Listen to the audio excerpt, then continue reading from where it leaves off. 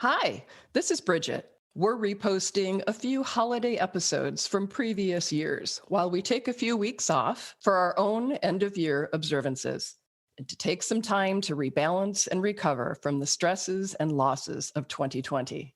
We encourage you to follow us so that we can stay in touch at Giving Voice to Depression on Facebook, at Voice Depression on Twitter, and at Giving Voice to Depression Podcast on Instagram. Terry and I send our very best to you and yours this holiday season.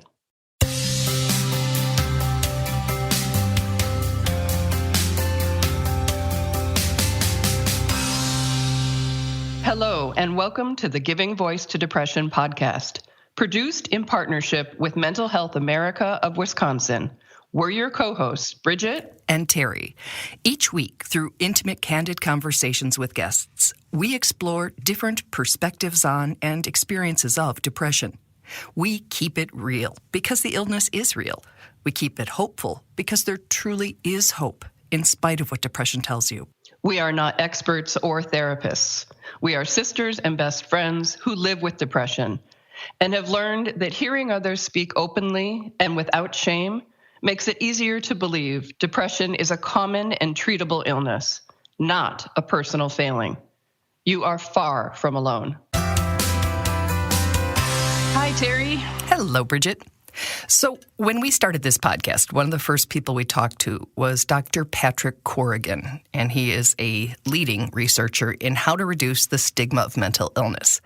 He was advising us on the most responsible and impactful way to structure these episodes. And I said, I understand how sharing our stories of lived experience will help other people, but how does airing our dirty laundry help us? And his reply, which I think of every time we write an episode, was, it's not all dirty. And it's not, right? Right.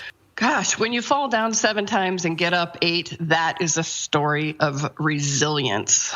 It's a story of like the little understood or appreciated strength that it takes to get out of bed and to go through the motions of living when your own brain is working overtime to convince you that there's no point in it, no point in you.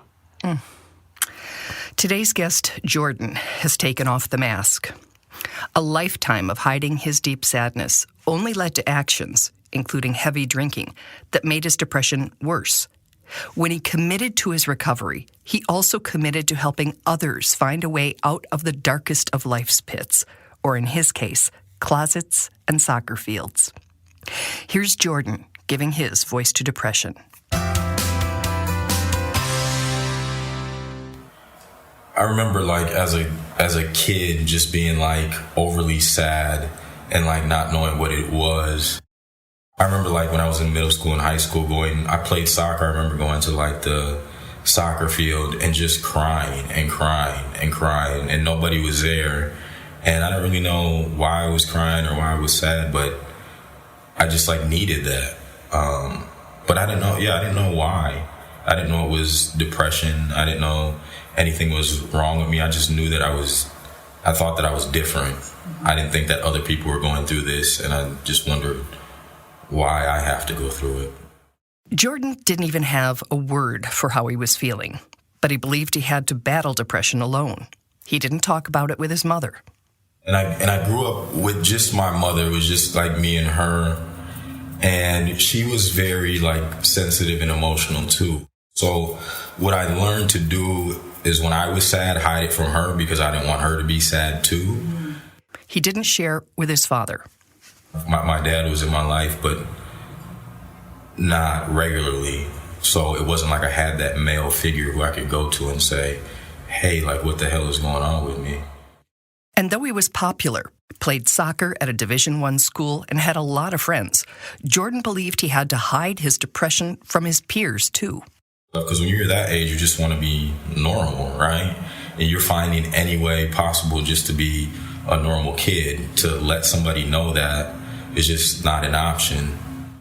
So I did feel like I had to hide it. I saw it as a weakness, and in my mind, you never expose your weaknesses to the world. So Like I said, I was putting on like that mask of being the strong black man. So even if there was options, I wasn't gonna try them out. Instead, like many in pain, Jordan self-medicated. Always was like an athlete, so I always was told to stay away from drugs and alcohol. So I did for a very long time, until I think I was like about 17, and I was at a party, and I took my first like shot of alcohol. And a lot of people in AA talk about this, but like their first drink being like a spiritual experience. And it was exactly like that for me. Like I can remember it. It was like God came down and like just said to me, like put his arm around me and said, hey, you're going to be all right now. Like this is your solution, right? Like all the anxiety and all that self-doubt and all that depression just kind of faded away. And then I didn't have to rely on anybody, right? You don't have to rely on anybody when you're drinking alcohol. All you got to rely on is your ability to make it to the store and have the money to purchase it. So like me learning from a young age not to rely on anybody else, because that's a weakness, it was perfect. It was like the perfect setup. Perfect, Jordan says, until it wasn't anymore. Until the alcohol turned on me. And I ended up in AA and ended up in the hospital and ended up in the mental health complex, ended up in jail. That's when I finally realized I not only have to treat my depression, but I also have to treat what turned into alcoholism. But no, I didn't give in easy. It wasn't like I just came to, it's not like I just ever said, I think I have depression, let me take this medication or go to therapy. That was never a thought that was an option for me. The options Jordan did utilize don't all make sense in his current sober, non-depressed world. So every time I would drink and I would be depressed, I'd turn off my cell phone. I didn't want anybody to know where I was or what I was doing or that I had relapsed or, I just wanted to be solitary. And along with my depression came severe anxiety. So I would hear somebody like open the door, or knock on the door, or ring the doorbell, or somebody be downstairs, just normal noise that any person who's ever lived in a duplex hears. And I would hide in closets a lot. I mean, that's what I did. It was crazy. I'd be in my own house, hiding in my own closet. And I was so sick, like I thought that was a viable solution. You know what I mean? It wouldn't be until Jordan was hospitalized after a suicide attempt that he was formally diagnosed with depression and put on medication to manage it. But your medication doesn't work when you're drinking along with it, because alcohol is a depressant. Does it work now after I stopped drinking and I've been 3 years sober? Absolutely. Then I take it every day, and I make sure I take it every day, and I know that I need it. But back then, even when I was taking it, I took it sporadically, and I think that's a problem with a lot of people, right? They think that they just can take it here and there, or they can take it and still drink, or take it and still use drugs, or take it and not go to therapy. So I was taking it sporadically, but I wasn't seeing the benefits of it. And then that was just an extra excuse for me to say, hey, this doesn't work anyways. Jordan existed like that until one fateful day when, sitting in his place, which he says was dirty and dark because his electricity had been cut off, Jordan begged God to take him. And I had done that a million times, so after begging to die, I was like, okay, if you're not going to kill me, God, can you please give me a solution or help me out of this? I don't know why my mom showed up. She often showed up to just check on me, but she showed up. His mom brought him to the hospital for detox, and this time he was ready. And then that's when I made the decision to start taking AA super seriously, and that's kind of how I got sober. And that was about three years ago in a couple months, and ever since then I've been sober, and then now able to manage my depression correctly. Congratulations. Yeah. That is not the end of Jordan's story. It's another beginning. In addition to what Jordan experienced and learned over those years, he also earned a master's degree in social work, which he puts to work daily as part of a county crisis mobile team. I think in the back of my mind, I always knew that if I got sober, that could be like my greatest asset, is like, because that's what you hear nowadays from anybody who's unwilling to go see somebody and willing to go get help, is the person on the other side is not going to understand what I'm going through. And that's a perfectly legitimate concern, because they probably don't know what you're going through, because they probably haven't gone through it, because if they have gone through it, they wouldn't be on the other side of the desk, right? They would have not made it that far, because very few people do. So I think in the back of my mind, I always knew that could be my strength, and it is my biggest strength, that when I go to a scene now, or I go to meet with somebody who's suicidal or who's in their addiction, I can say, I have been right where you have been. And I think that automatically makes a connection that can't be broken, or develops a trust that there otherwise wouldn't be. It's a really powerful shift when the things we considered our secret weaknesses or dirty laundry become keys to open the locked part of someone else's life and struggle. There's also something personally healing about providing something you needed but never received. Part of the reason why I was hiding in the closet is because I didn't want to go to a hospital. I didn't want to go anywhere to get help. That was the last place I wanted to be, because that exact reason. I felt like people there were judging me and people there didn't understand. And hospitals, I mean, if you've ever been there with super bad anxiety or super bad depression, they're not very therapeutic places. I mean, I think that's something that we have to address as a nation, right? Like, it's not a therapeutic place to be. Nurses are usually like burnt out. They have 1 million patients. Doctors, the same thing. You got 100 different machines beeping.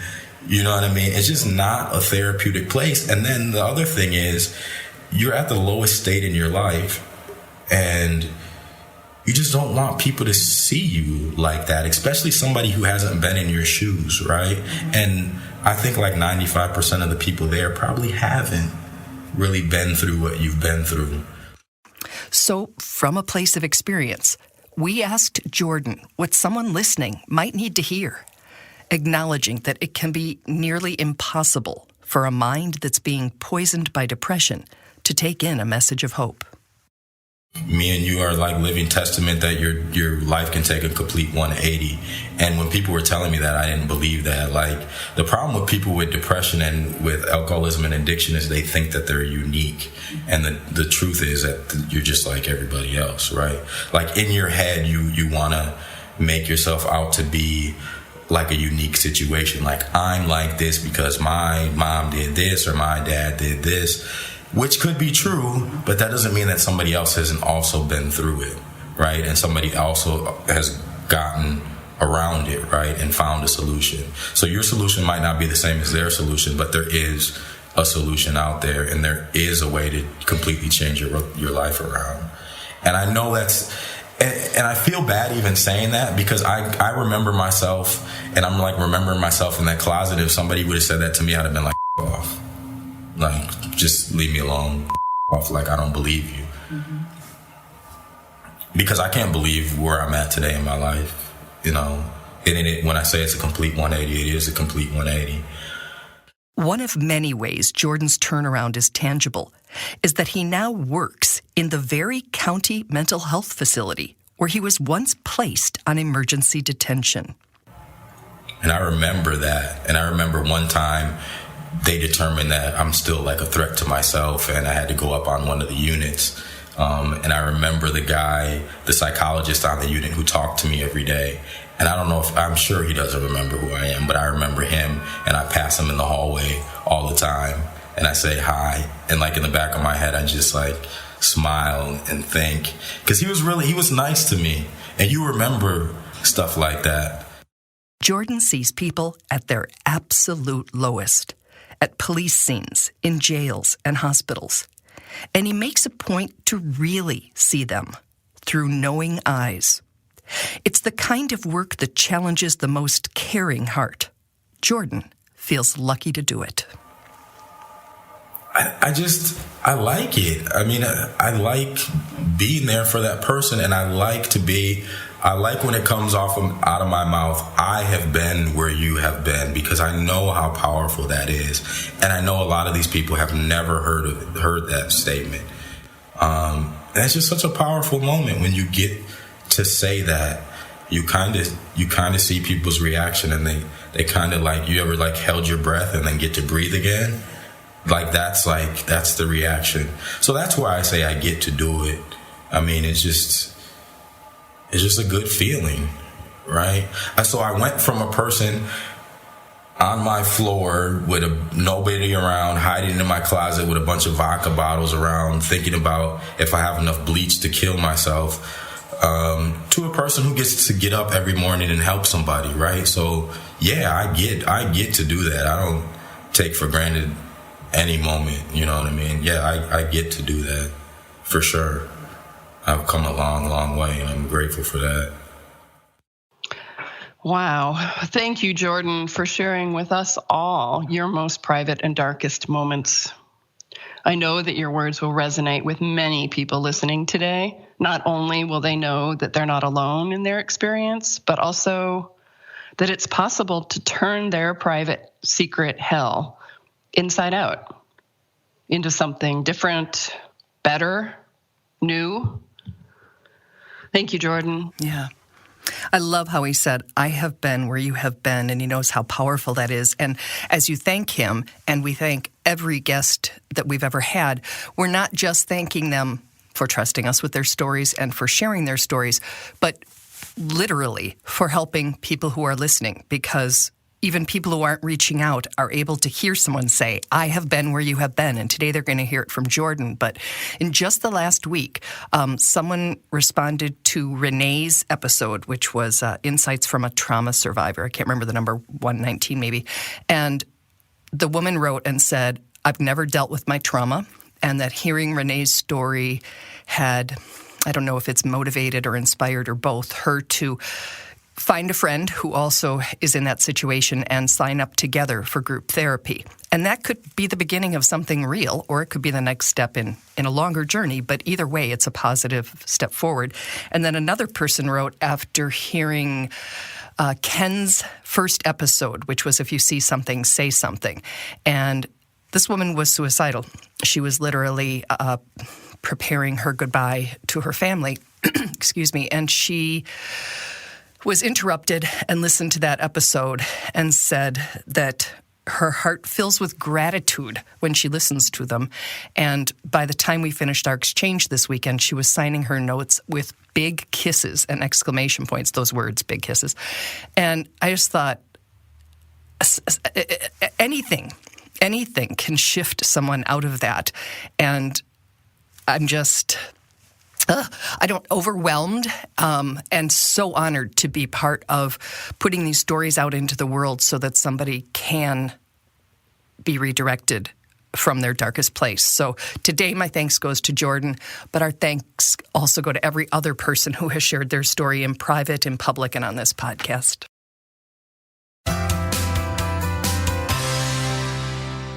We truly hope that our podcast brings a little more understanding, helps you better articulate your experience of depression, or better understand how to support someone else's. We invite you to join us for daily posts on the Giving Voice to Depression Facebook page and on Twitter and Instagram at Voice Depression.